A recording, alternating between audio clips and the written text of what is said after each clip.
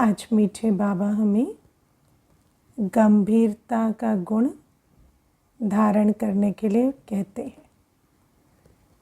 बाबा कहते हैं आजकल बोलना बहुत ज़्यादा हो गया है ना, जो भी मन में आया बोलते रहते हैं। तो बाबा कहते गंभीरता का गुण धारण करना है। बोलते हैं फिर अपनी ही बातों के जाल में फंस जाते हैं। फिर उसके बाद कहते हैं सॉरी सॉरी, ये नहीं बोलना था पर बोल दिया। पर क्यों बोल दिया? क्योंकि ऐसा संस्कार बनाया है कि कोई फिल्टर नहीं है, कोई भी चीज़ मुख में आती है तो बोल देते हैं। और कहते हैं मुख से निकला हुआ तीर फिर वापस नहीं होता।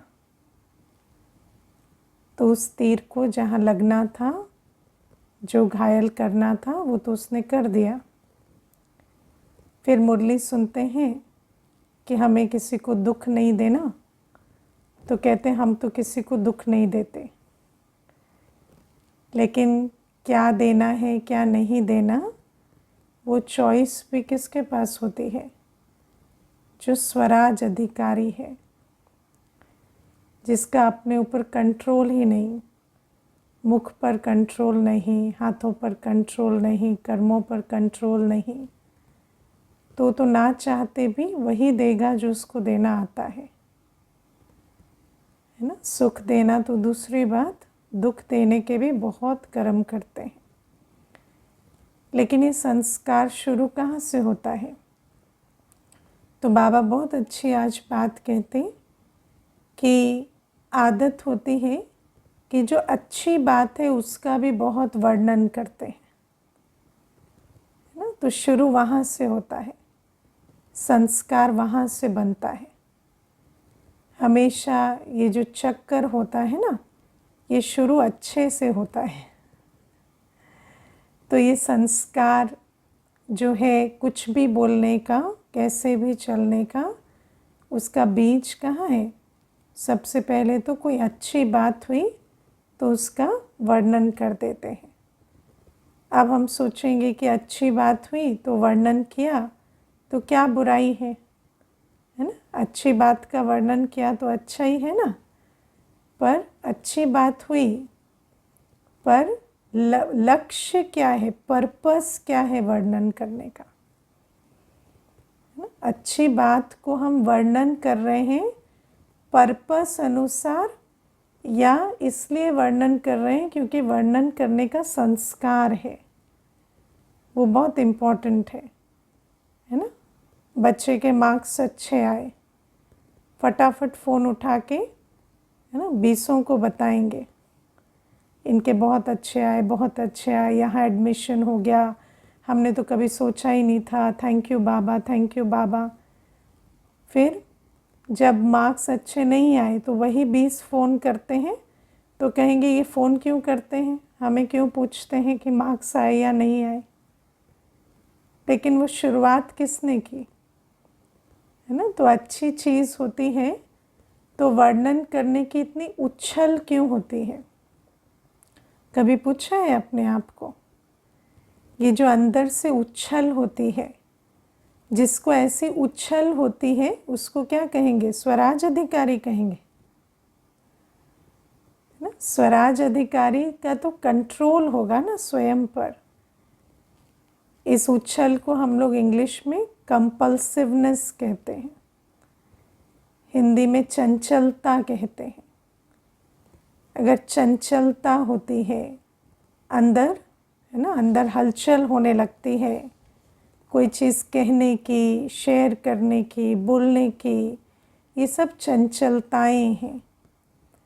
और अगर ठहराव है, जहाँ पर ऐसी चंचलताएं नहीं होती, जहाँ ऐसी उछल नहीं होती, जहाँ ठहराव है, जहाँ गंभीरता है, वहाँ कोई बात को किसी को बताते भी हैं या शेयर भी करते हैं तो उसका कोई पर्पस होता है।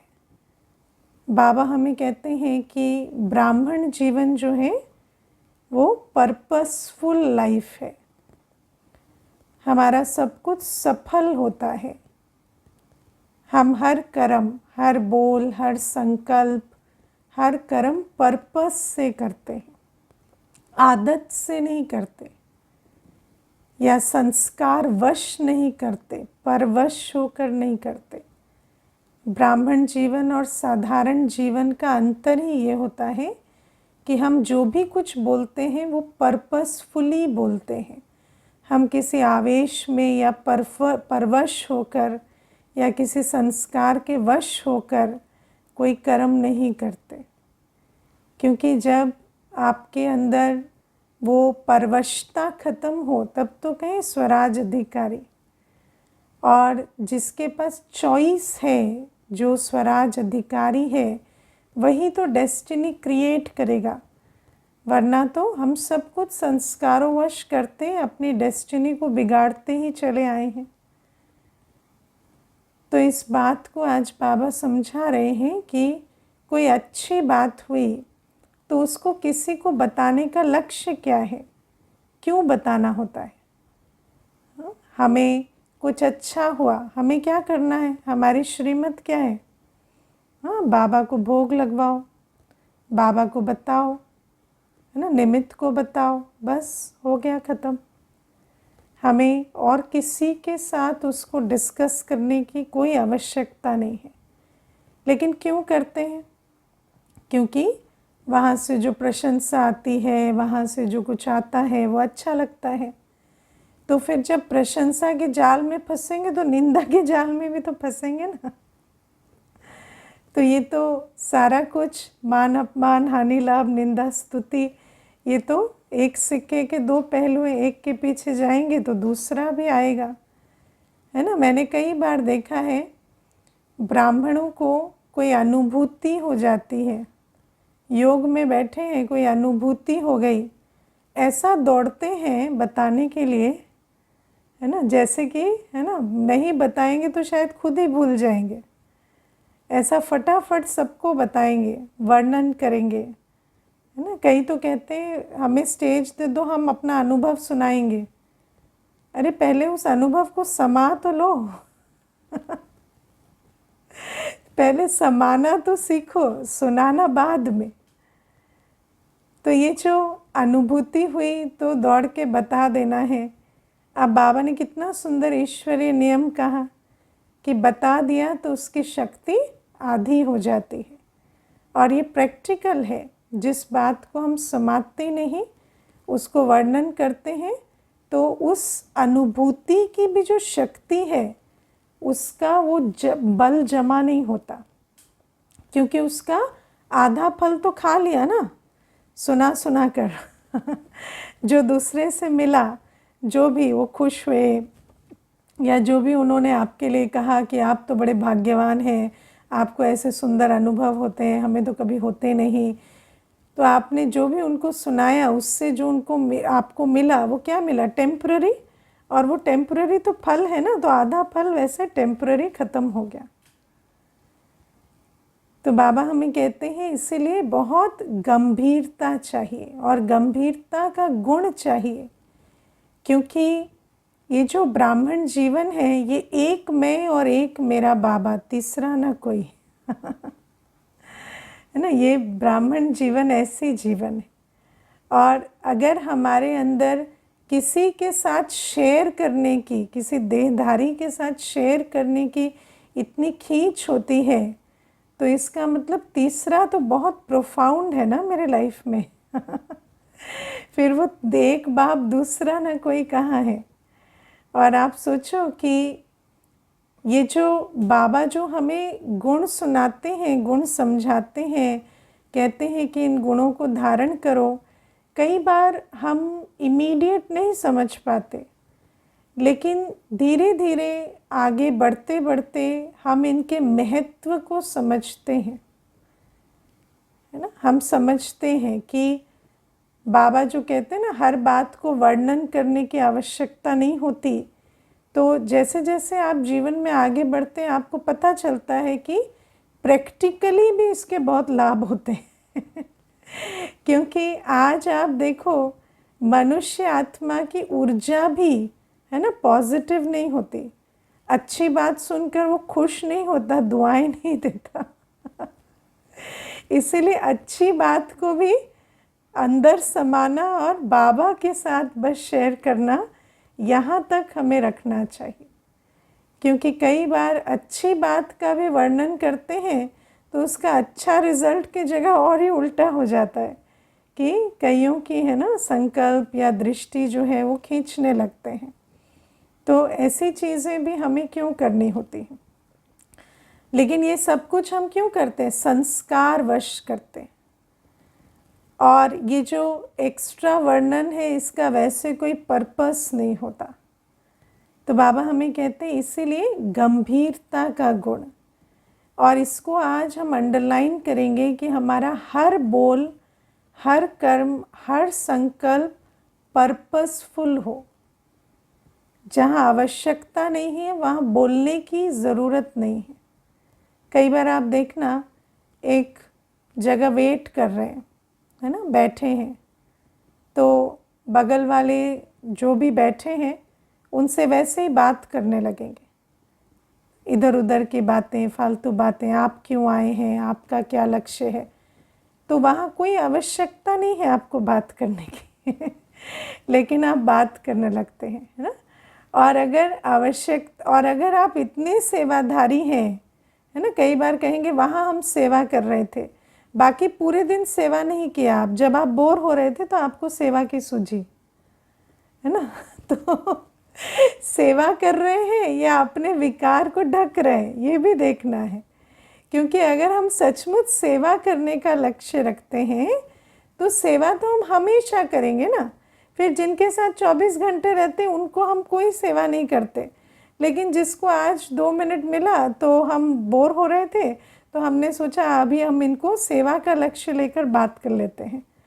तो ये भी सब क्या है, ये भी सब चेक करना पड़ता है। हो सकता है सेवा का भी लक्ष्य हो, लेकिन हो सकता है कुछ और भी हो। मुझे एक बार कोई सुना रहे थे कि टूर पर किसी से बात हुई, है ना, टूर पर थे तो जो टूर पर कुलीग थे उनसे बात हुई और ऐसा लगा जैसे वो भी बहुत धार्मिक प्रवृत्ति के हैं और उनको ज्ञान सुनाते सुनाते सुनाते उनके घर चले गए, है ना, और उनके घर पर जाकर भोजन भी स्वीकार कर लिया। तो आप सोचो कि कहाँ तो सेवा करने निकले थे और कहाँ पूरे मर्यादा ही टूट गई। क्यों? क्योंकि हमें समझ नहीं आता कि हमसे कौन सी चीज़ बाबा करवा रहा है, कौन सी चीज़ माया करवा रही है। क्योंकि 63 जन्म माया के साथ रहे हैं ना, तो माया से बहुत दोस्ती है। हमें समझ ही नहीं आता कि ये चीज़ हमसे माया करवा रही है। इसीलिए हम सेवा जब करते हैं तो सेवा की भी मर्यादा है। ऐसा नहीं है कि आपको आज कोई फ्री मिला है तो आप उसे 2 घंटे ज्ञान सुना देंगे तो वो ज्ञान सुन लेगा और उसका उद्धार आज हो जाएगा। हाँ, 1-2 बातें आप बता सकते हैं, आप उनको कोई निमंत्रण दे सकते हैं। अगर उनको आना होगा तो उस निमंत्रण पर आएंगे। लेकिन आप समझे कि आज ही मैं आत्मा परमात्मा ड्रामा सब इसको समझा दूँ क्योंकि ये 2 घंटे फ्री बैठे हैं, तो वो भी सोच रहे हैं कि हाँ हम फ्री बैठे हैं, सुन ही लेते हैं इनका, है ना। और उस 2 घंटे में जो संबंध बन रहा है वो सेवा का संबंध तो नहीं है। तो इसीलिए ये जो बातें हैं इनसे हमें बहुत सावधान रहना होता है। तो बाबा हमें समझाते हैं कि कोई अच्छी बात भी है तो उसको फटाफट वर्णन करें या अनेकों को सुनाएं। ये सारी आदतों से हमें छूटना है। कौन कौन जो अच्छी बात होती है वो सिर्फ बाबा और बाबा के साथ शेयर करते हैं, माना सिर्फ सूचना देते हैं निमित्त को और बाकी किसी से ज़्यादा शेयर नहीं करते। कौन कौन ऐसे, है ना। कई तो फिर बाबा को भी नहीं बताते, सोचते इतना प्राइवेट रखते हैं कि बाबा भी जानकर क्या करेगा, है ना। तो ऐसा नहीं मैं और बाप, है ना, बाबा को बताना है और बाकी और ज़्यादा वर्णन करने की आवश्यकता नहीं होती। तो ये भी चीज़ है ना, कुछ भाई बहनें तो नियम से करते हैं। फिर आप देखो कि ये जो गंभीरता है ये सिर्फ वाणी तक नहीं है, हमारा हर कर्म, हर संकल्प पर्पसफुल हो। हम चंचलतावश, है ना, हम इमोशनवश, संस्कारवश कहीं पर भी कुछ ना बोले। अगर हम किसी को कोई अगर बातें भी, बहुत सारी बातें भी कोई हमारे सामने कर रहा है ना, और हमें बात गलत भी लग रही है, तो भी हमारा लक्ष्य क्या है, उसको करेक्ट करना। तो हमें जो हमारा लक्ष्य है उस पे फोकस करना है ना। मैं आपको एक चीज़ बताती हूँ। एक भाई थे तो मुझे बोले कि ऑफिस में बहुत सारी बातें गड़बड़ चल रही थी जो मुझे अच्छी नहीं लग रही थी। तो फिर मैंने क्या किया, मैंने जाके बॉस को सारा कह दिया, आपके ऑफिस में ये प्रॉब्लम है, वो प्रॉब्लम है, वो प्रॉब्लम है ना। और उसके बाद क्या हुआ, उसी ऑफिस में है और वो बॉस उनको 3 गुना ज़्यादा परेशान कर रहे हैं। तो मैंने उनको कहा कि आपका लक्ष्य क्या था कहने का। तो कहते हैं कि ऑफिस में जो कुरीतियाँ हैं वो बदल जाएं। तो मैंने कहा और अगर ऐसे कुरीतियाँ कहने से बदल जाती तो आज तक बदल गई होती ना। कहने से कुरीतियाँ नहीं बदलती। तो आपने जब उनको कहा तो क्या हुआ, उनकी ईगो को ठेस पहुंची, क्योंकि जो चीज़ कर रहा है वो नहीं जानता कि वो कर रहा है, क्योंकि उसकी स्थिति इतनी नीची है कि वो जो कर रहा है वो उसको राइट समझ कर रहा है। देखो, एक निशानी आप समझना, जब कोई जानता है कि मैं गलत कर रहा हूँ तो वो कर्म छिपा कर करता है। लेकिन अगर कोई ओपनली कोई ऐसा काम कर रहा है जो आपको लगता है गलत है, तो इसका मतलब उनको नहीं लगता वो गलत है, तभी वो ओपनली कर रहे हैं। अगर वो समझते कि मैं ये गलत कर रहा हूँ तो छिपा कर नहीं करते, वो ओपनली वो छिपा कर करते, ओपनली नहीं करते। तो इसका मतलब क्या है कि एक आत्मा जिस चीज़ के लिए कन्विंस्ड है कि मैं ये राइट कर रहा हूँ, आपने जाकर उनको मुंह पे कह दिया कि आप ये सब गलत कर रहे हैं, तो उसको क्या होगा, उसकी ईगो हर्ट होगी। तो जब आप उसकी ईगो हर्ट करेंगे तो आपके ऑफिस का वायुमंडल बेटर बनेगा या वर्स बनेगा, और ख़राब बनेगा ना, क्योंकि एक तो ऑलरेडी वहाँ प्रॉब्लम्स है, फिर आपने बॉस के साथ ही दुश्मनी मोल ली है, तो आपका तो जो पर्पस था वो पर्पस हल ही नहीं हुआ। तो वो मुझे कहते हैं कि मेरे से ना कोई गलत बात बर्दाश्त नहीं होती। तो मैंने कहा तो जब गलत बात बर्दाश्त नहीं होती तो उस गलत बात को ख़त्म करना होता है या उसको बढ़ा देना होता है ताकि वो और बर्दाश्त ना हो। क्योंकि वो बात ठीक है कि आपसे गलत बात बर्दाश्त नहीं होती, लेकिन उसको ख़त्म करने का ये हल नहीं है, ये विधि नहीं है जिससे वो ख़त्म होगी। तो जब आपको लगता है कि कोई व्यक्ति अथॉरिटी में है तो आप उसको ज्ञान योग की तरफ इनविटेशन दें। जब वो ज्ञान योग में आएंगे, उनकी कॉन्शियसनेस इम्प्रूव होगी, तो शायद वो देख पाएंगे जो गलती आज वो खुद में नहीं देख पा रहे। क्योंकि जब तक स्थिति ऊंची नहीं होगी तब तक अपने कर्मों की चेकिंग वो खुद नहीं कर सकते। आपके कहने से उनकी चेकिंग नहीं हो जाएगी, है ना। या उनको शुभ भावना दो, तो शुभ भावना से उनका और आपका जो संबंध है वो ठीक बनेगा। तो फिर आप जब कोई शुभ भावना से बात कहेंगे तो हो सकता है उस आधार से भी वो मान ले। कई बार ऐसा भी होता है कि आत्मा सिर्फ इसलिए मान लेती है बात क्योंकि आपने कहा और आपसे उसका, है ना, दिल का जो संबंध है वो अच्छा है।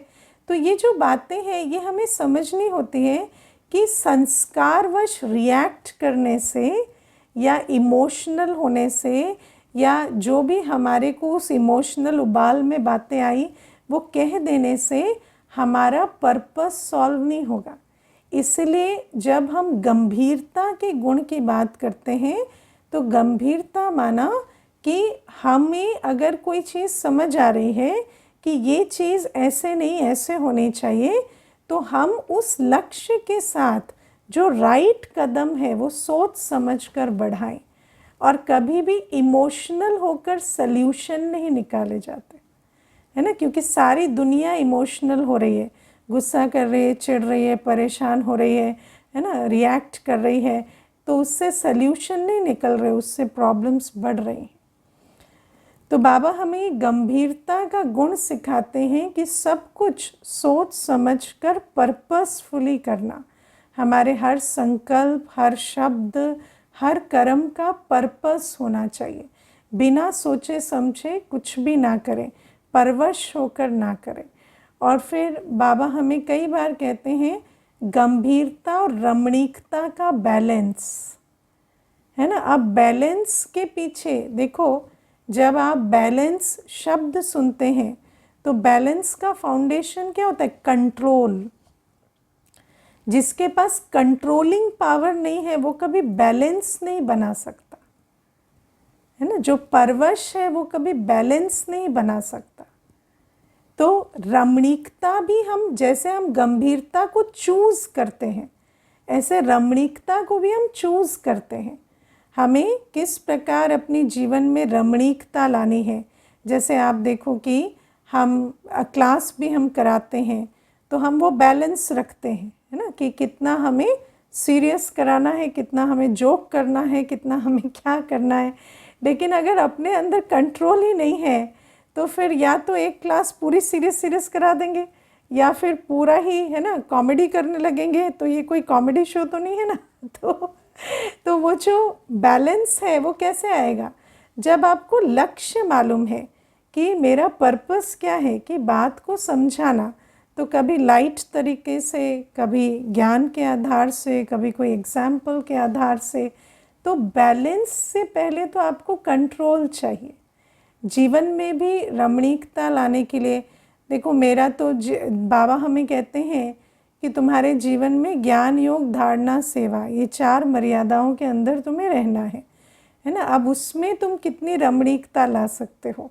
तो ज्ञान में भी देखो, कभी आप मुरली के अध्ययन में अपने आप को बिजी करते हैं, कभी आप यज्ञ इतिहास की बातें सुनते हैं, है ना, कभी आप किसी की क्लास सुनते हैं। तो ये क्या है? रमणीकता हुई ना ज्ञान में। आपको भी एक एंटरटेनमेंट मिला, एक ही तरह की चीज़ नहीं हुई, वैरायटी हुई। या योग भी करते हैं तो अलग अलग स्वमानों से, है ना, कभी फरिश्ता स्वरूप, कभी बिंदु रूप, कभी हम कर्म योगी या ब्राह्मण, संगम योगी ब्राह्मण के स्वमान में बैठे, कभी हम किसी गुण, किसी शक्ति, किसी संबंध के अनुभव में बैठे। तो बाबा कहते हैं रमणीकता भी जो है, रमणीकता भी मर्यादा के अंदर रहकर, क्योंकि मर्यादा के बाहर रमणीकता नहीं है। मर्यादा के बाहर तो फिर, है ना, भूलें होती हैं। तो मर्यादा के अंदर रहकर वैरायटी कैसे लाएं, उसको रमणीक कैसे बनाएं, और प्लस मर्यादा संपन्न रहे और गंभीरता जो है वो रहे। गंभीरता माना मर्यादा के बाहर ना जाना। तो बाबा कहते हैं ये भी हमें बैलेंस बनाना होता है। लेकिन सबसे पहले तो स्वराज अधिकारी बनना पड़े। जो अपने संस्कारों के, विकारों के वश है, वो गंभीरता या रमणीकता नहीं रख सकता, है ना। कई बार ऐसा होता है, डांट पड़ गई तो फिर बहुत गंभीर रहेंगे, है ना, एक दिन पूरा गंभीरता में बीता, और फिर ऐसा रमणीक हुए कि बात मत पूछो। है ना, फिर सारी मर्यादा तोड़ दी, फिर जो बातें भी जो कह रहे हैं वो, है ना, मर्यादा के बाहर जा रही है, या जिस प्रकार का व्यवहार कर रहे हैं वो भी मर्यादा के बाहर जा रहा है। तो ये गंभीरता और रमणीकता नहीं है, ये तो फिर परवशता है। तो ये सारी बातें बाबा हमें समझाते हैं। फिर बाबा आज हमें कहते हैं कि हमें पुराने जन्म से मरजीवा हो जाना है ना, ये हमारा मरजीवा जन्म है। और बहुत इंटरेस्टिंग चीज़ है कि दुनिया में तो हमेशा जीते हैं, एक बार मरते हैं ना, एक बार मरे मतलब मर गए। यहाँ तो कई बार मरते हैं और फिर जाग जाते हैं। तो बाबा कहते बैठे बैठे मर भी जाते हैं, और फिर रावण कब इनको पुरानी दुनिया में फिर ले जाता पता नहीं चलता। तो अभी अभी कहेंगे कि ऐसा ज्ञान का तीर लगा, आज तो बिल्कुल समझ आ गया है, मैं ही ब्राह्मण हूँ, मेरा यही लक्ष्य है, मेरे तो और जीवन में कुछ नहीं है, एक बाबा दूसरा ना कोई, और अगली घड़ी देखो तो है ना कुछ न कुछ उसका पूरा ऑपोजिट कर रहे होंगे। तो बाबा कहते हैं यहाँ मरना जीना चलता रहता है लेकिन बाबा कहते हैं ऐसा मरो जो फिर पुरानी दुनिया पुरानी जीवन में वापस ना जाओ। और माया क्या करती है, फिर उस जीवन में लेकर जाती है। तो ज्ञान का तीर लगता है या बाबा की याद में बैठते हैं तो बिल्कुल जैसे पुराने जन्म से मर जाते हैं। मरजीवा मतलब जब आत्मा एक जन्म छोड़ दूसरे जन्म में जाती है तो उस पुराने जन्म की बातें बदल जाती हैं। उस पुराने जन्म का नाम रूप देश काल गुण कर्तव्य संबंध सब बदल जाता है ना। मान लो कि एक आत्मा है, एक शरीर छोड़ा दूसरा शरीर उसी परिवार में ही ले लिया है ना, लेकिन जो अभी पार्ट था वो बदल गया कुछ और स्वरूप में, तो भी उसी परिवार में रहते हुए उसकी चेतना कितनी बदल जाएगी। जिसको पहले माता पिता कहते थे उसको अभी चाचा चाची कहेंगे है ना। तो बाबा हमें कहते हैं ऐसे ही हम शूद्र जन्म से मरकर ब्राह्मण जन्म में आ जाते हैं। और ब्राह्मण जन्म की जो स्मृतियां हैं वो शूद्र कुल से बहुत अलग है। ब्राह्मण जन्म में सबसे पहले बात क्या है, हमारा हर एक से संबंध जो है वो भाई भाई का है, भाई बहन का है ना। आज इसीलिए बाबा ये भाई भाई भाई बहन अंडरलाइन कराते हैं। ये हमारा पवित्र जन्म है। इस जन्म में हमारे पुराने जीवन जैसे कई संबंध नहीं है ना। पुराने जीवन में तो युगल और चाचा काका मामा और बच्चे माता पिता कितनी सारी चीज़ें होती हैं। यहाँ हर आत्मा के साथ अब हमारा संबंध क्या हो गया, भाई भाई का, भाई बहन का। और बाबा कहते हैं कि इस जन्म में हमारा जो स्वरूप है वो आत्मिक स्वरूप या पवित्र ब्राह्मण स्वरूप है। और हमारी जो कुल की मर्यादाएं हैं है ना, जैसे आप देखो दुनिया में जन्म के आधार से कुल की मर्यादाएं मिलती हैं। कोई कहेगा कि हमारे यहाँ पर तो ऐसा खाते हैं, कोई कहेगा नहीं हमारे यहाँ खाना पीना ऐसा होता है ना। तो हमारे यहाँ तुम्हारे यहाँ ये बहुत चलता है क्यों, क्योंकि वो जो सारी रस्म रिवाज है, खान पान उठना बैठना है ना, लाइफस्टाइल जो है वो सारी कुल से आती है। तो बाबा कहते हैं अब हमें ब्राह्मण कुल की मर्यादाओं पर चलना है। हमारा जो रहन सहन है वो ब्राह्मण कुल की मर्यादाओं के हिसाब से हो। हमारे यहाँ ऐसे ही करते हैं हमारे यहाँ उठना बैठना खाना पीना सब पवित्र होता है। और फिर दुनिया में तो जो कुल की मर्यादाएं होती हैं वो सिर्फ व्यवहार तक लिमिटेड होती हैं, लेकिन यहाँ तो बाबा हमें हर चीज़ के लिए मर्यादा देते हैं। तो हमें इस ब्राह्मण जन्म को, इस मरजीवा जन्म को बहुत समझ कर चलना होता है, क्योंकि दुनिया में तो दूसरों को भी स्मृति रहती है ना कि आप इस जन्म में हो। यहाँ पर सिर्फ आपको स्मृति है और आपके ब्राह्मण परिवार को स्मृति है।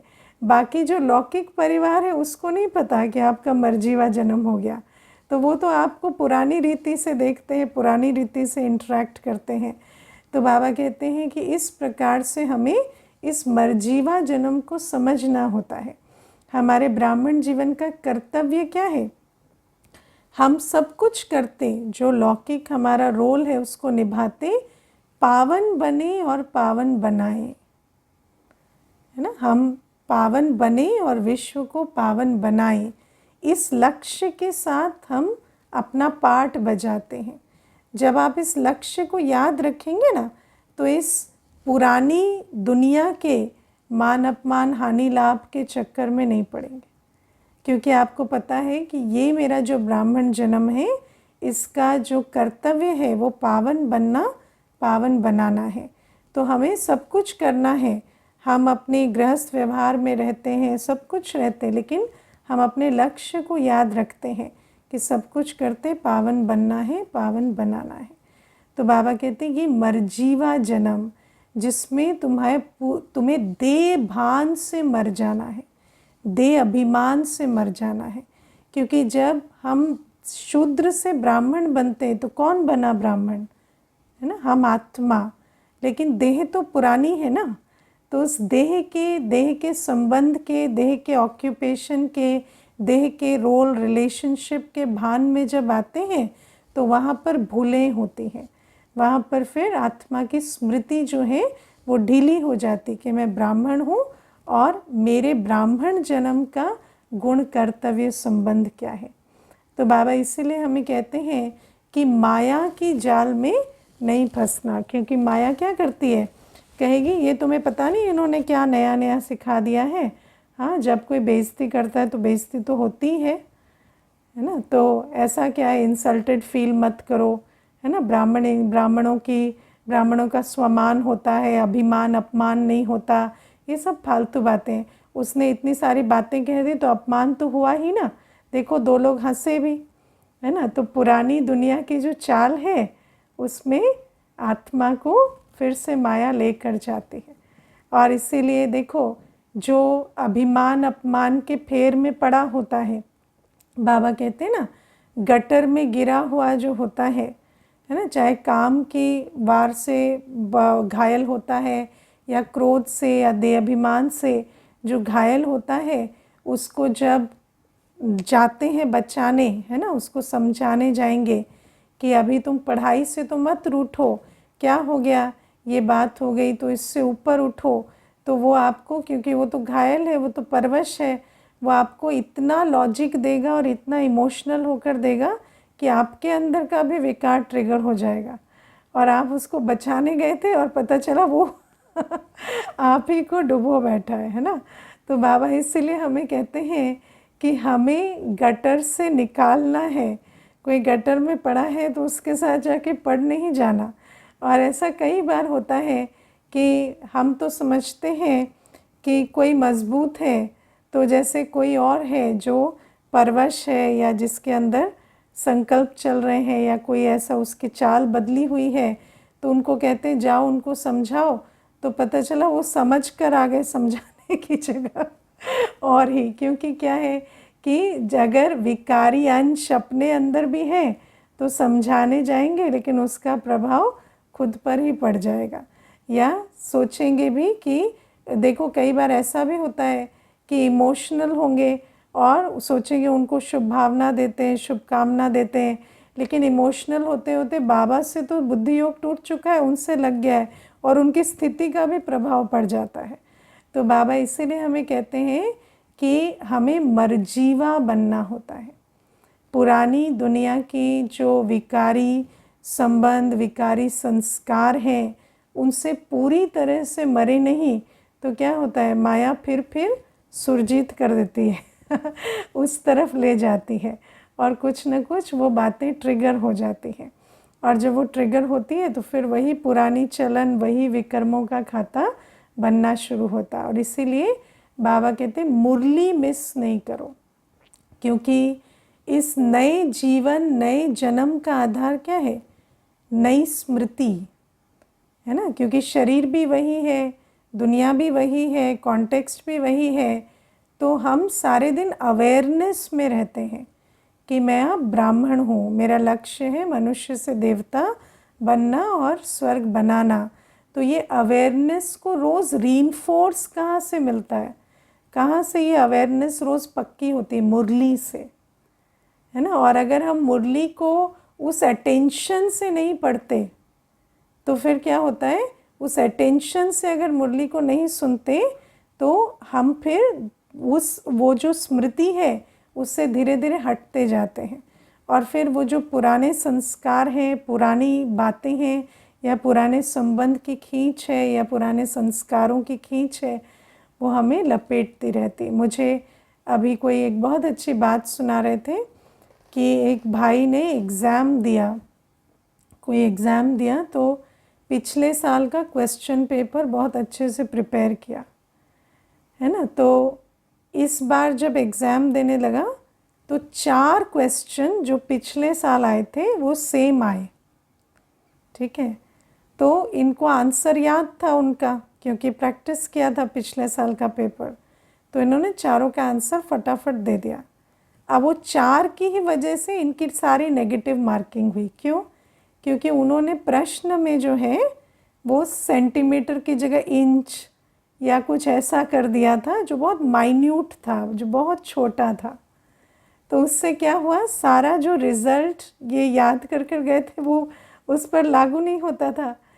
तो आप सोचो कि जिसको छोटी छोटी डिटेल नोट करने का अगर संस्कार ना बनाए तो फिर एग्ज़ाम में वो छोटी बात ही हमें हरा देती है। तो अब आप सोचो, बाबा हमें कहते हैं कई बार क्या होता है, हम मुरली सुन रहे हैं लेकिन हमारा माइंडसेट क्या है, ये तो हम रोज़ सुनते हैं, है ना, ये तो हम रोज़ सुनते हैं, अच्छा ये वाले पॉइंट ये तो बाबा रोज़ कहते हैं, तो हम उस पॉइंट को मेंटली स्किप कर देते हैं, है ना। ये एक प्रोसेस है ब्रेन का, लेकिन ये माया कर रही है ना, उसको भी तो माया ने करा है ये भी माया करती है। तो जो बात बाबा रोज़ कह रहा है, क्यों कह रहा है? क्योंकि बाबा जानता है इसको रोज़ रीइंफोर्स होना ज़रूरी है लेकिन हम कहते हैं अच्छा ये बात तो सुनी हुई ना, इसको क्यों अटेंशन देना है, जो नई बात है उसको अटेंशन देते। पर वो जो पुरानी बात है जिसको आज रिवाइज करा रहा था बाबा, उसको तो आप छोड़ ही दिए। तो फिर जब पुरानी बात को अटेंशन नहीं देंगे तो जो जानते थे वो कल नहीं जानेंगे, फिर कल जो उस ज्ञान की पॉइंट के कारण शक्ति थी वो ख़त्म हो जाएगी। तो इसीलिए बाबा हमें कहते हैं कि मुरली पर बहुत अटेंशन देना है और बहुत ध्यान से, बहुत बाबा की याद में, आत्मिक स्थिति में रोज़ मुरली सुननी है, क्योंकि मुरली में बाबा हमें रोज़ स्मृति स्वरूप में स्थित करते हैं और इसी स्मृति स्वरूप के आधार से हमें ब्राह्मण जन्म की समर्थी आती है। तो जो बच्चे मुरली पर ध्यान नहीं देते वो ब्राह्मण जन्म की स्मृति भी उनकी धीरे धीरे ढीली हो जाती है और फिर चोला ब्राह्मण का, लेकिन कर्म दृष्टि वृत्ति सब पुरानी दुनिया की चलती है। और सबसे पहले निशानी क्या दिखाई देती है, सेवा से हाथ धो बैठते, है ना, कई सेवा नहीं करते, फिर सेवा जो पहले करते थे वो सेवा बंद हो जाती है। सेवा बढ़नी चाहिए, और अगर सेवा बंद हो रही है या घट रही है तो इसका मतलब है कि हम बहुत अच्छा माया की गोदी में बैठकर हिलोरे खा रहे हैं, है ना। लेकिन अगर भगवान के बताए हुए इशारे भी हम नहीं समझ पा रहे हैं तो मतलब माया ने इतना बुद्धि को ताला लगाया हुआ है कि इतना सुनने के बाद भी होश नहीं आ रहा है ना। तो बाबा इसीलिए हमें ये बातें सुनाते हैं, लेकिन इन बातों को भी सुनने, समझने, चेक और चेंज करने के लिए भी हमें कुछ न कुछ अपनी बुद्धि का ताला खुला हुआ होना चाहिए। अच्छा, ओम शांति।